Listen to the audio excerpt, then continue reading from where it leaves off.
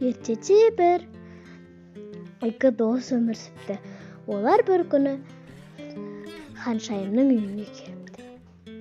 Содан соң олар былай шешіпті: ең бірінші теледидар көреміз деп. Сосын олар үйіне кіріп кетеді. Олар сосын қызықты мультфильм көреді. Содан соң шығады үйлеріне. Оларға мультфильм өте қызықты өтті. Сосын олар үйлерінен шықты. Сосын олар тамақшы болған кезде артынан бір дәу қоян келеді. Ол қоянды олар көрмейді. Олар қорыққанда сонша тамағында тастап үйлеріне кіріп кеткен.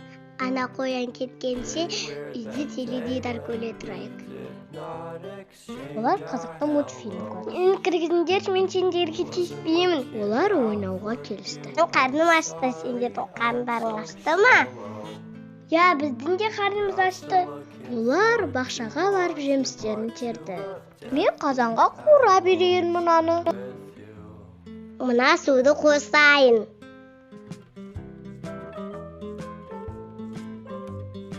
Оларға өзі жасаған тамаққа қатты тауысып қойды.